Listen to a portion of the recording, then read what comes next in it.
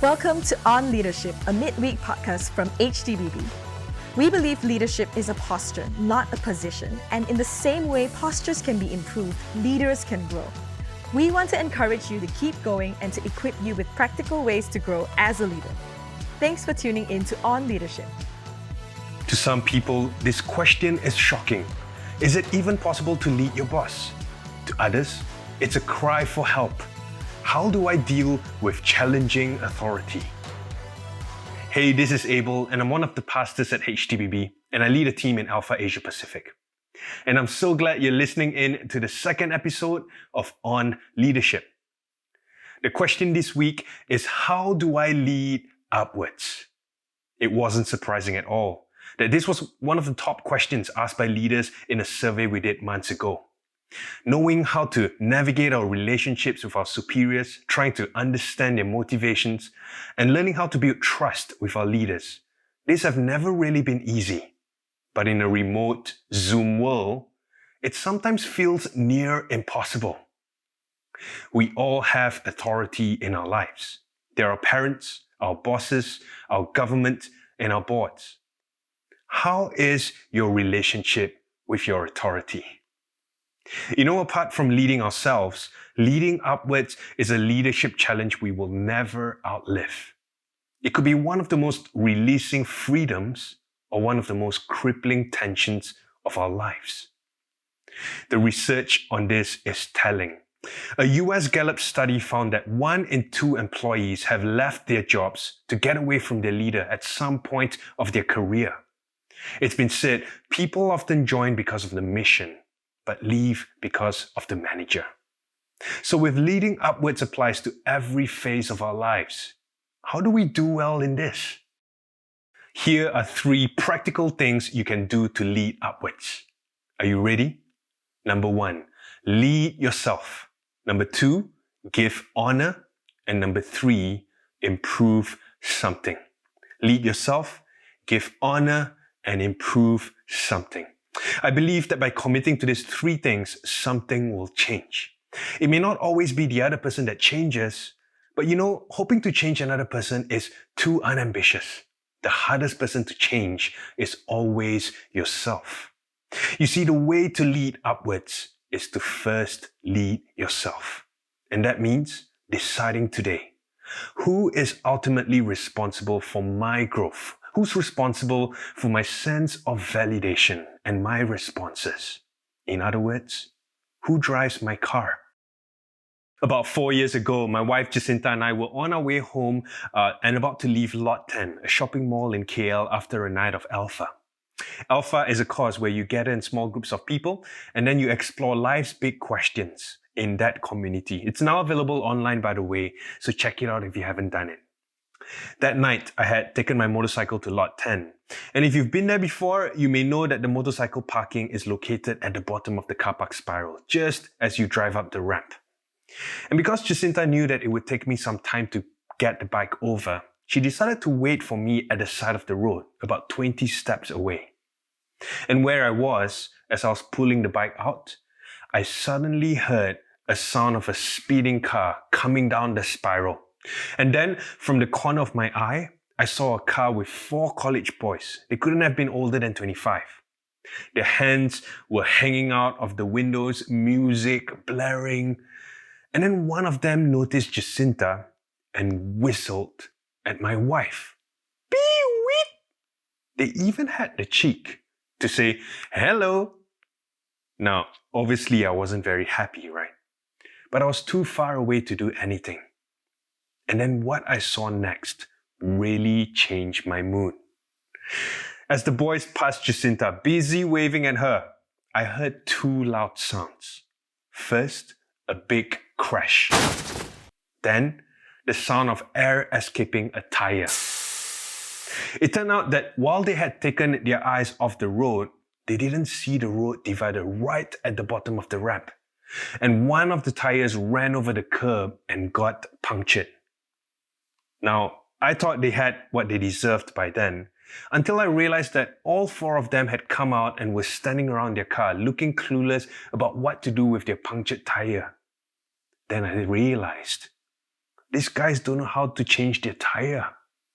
I knew there and then, there is justice in the world. You are in charge of where you're headed. That's one of the greatest gifts you've been given, the agency to choose today, every decision in front of you. The good news is your boss, parent, or authority isn't driving the car of your life's choices. You are. The truth is, no human leader could ever measure up to our deepest longings for a perfect ruler. They all fall short. They all disappoint at some point. And like the boys who looked away from the road, the deepest longings searched in the wrong places often lead to bad crashes. Imagine, what if you had an identity so secure that none of your growth is pegged to the quality of the human authority you're under? Here's the good news. You were made to have a secure identity. You have an ultimate authority that is perfect and absolute. And you can choose today. You can choose today to peg your validation to the character of your creator, not to the moods of your manager. You are loved. And if we could really embrace that we are infinitely loved and personally responsible, we would realize that every leadership question has its answer in love and freedom. To know and fully accept this truth that you are loved is the single most important transformation of a leader. It means you are no longer dependent on the perks of human favor or limited by the flaws of human character. It means you are centered. So lead yourself by anchoring on a truth that will never change. You're eternally loved by the one authority who is constant. God loves you. And because love can only exist in freedom, you are given the dignity of leading yourself. Number 2, give honor. Craig Groeschel said, respect is earned, but honor is given. You can give honor to anyone in your life, regardless of whether they have earned your respect. You can give honor because honor isn't a measure of their competence, but a measure of your character. In my first job right out of university, I was a teacher in a rural school for 2 years under a program called Teach for Malaysia. And because the program recruited young professionals, placing them in under-resourced schools, we were sometimes seen as young, naive troublemakers to the system. But we tried our best to integrate ourselves in the schools. Sometimes, though, that wasn't always well received. Every morning as I passed my colleagues along the corridor, I would say hi and wish them good morning. But soon I realized that there was this one particular colleague who would never respond. I just didn't know why. She just wouldn't look at me. In fact, once, she even rolled her eyes at me when I said hi. So one day, I decided to run a cheeky experiment on her. I decided to say hi to her anyway, every day, in as cheery a voice I could muster, just to see how long her defenses would hold. And so, for the next 200 working days, a full year, every morning I said hi to my grumpy colleague as she passed me by like a hanging high five. I felt like giving up. I even wondered, was she real? Did I just imagine her? But one day, one full year later, as I passed her by and said hi again, she turned to me and said that 4-letter word, hello. It was 4 letters because she spoke in Bahasa. You see, honor is given. Kindness is the best weapon against unkindness. And the wisest man in history, King Solomon, knew this. He said, if your enemy is hungry, give him food to eat. If he is thirsty, give him water to drink. In doing this, you will heap burning coals on his head, and the Lord will reward you. Give honor, because public honor often results in private influence.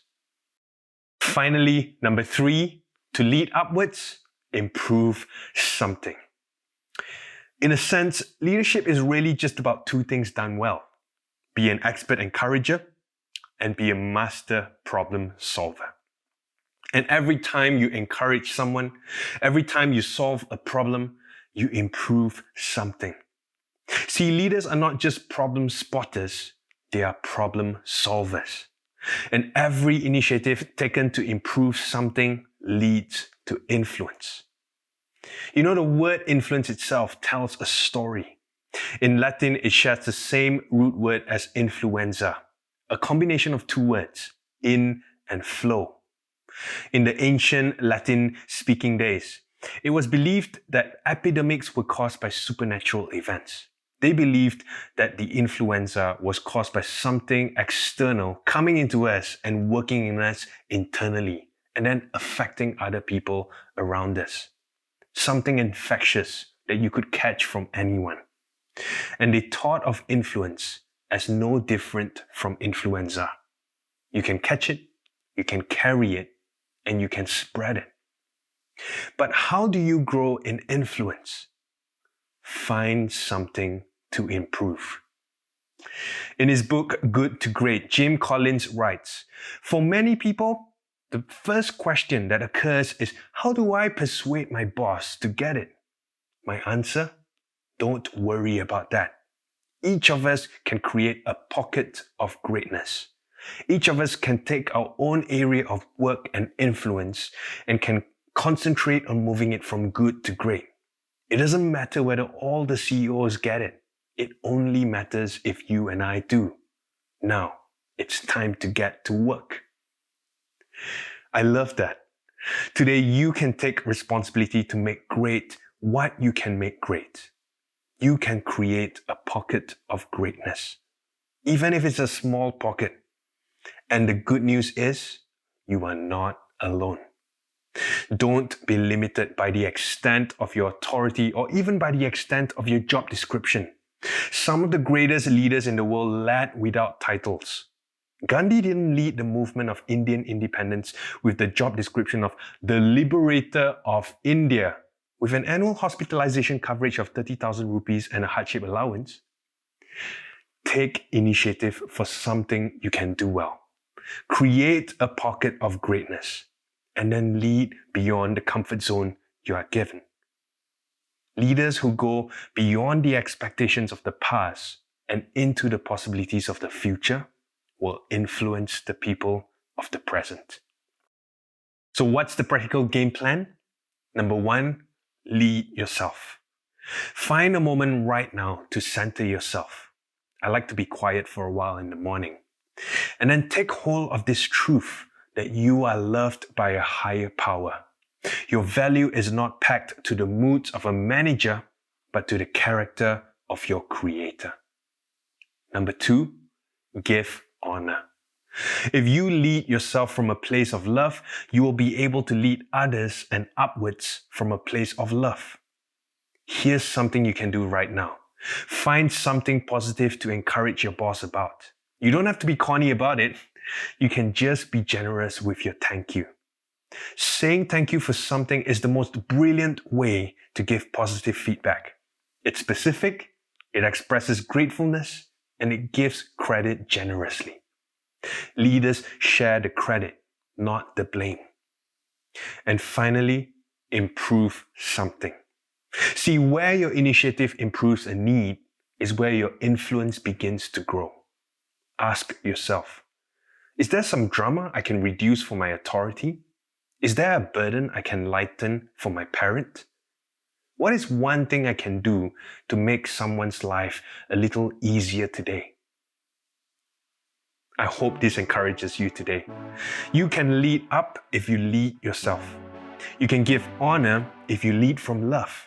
And you can improve something if you embrace your responsibility. Don't give up. You are loved and we're cheering you on. Have a great day and God bless.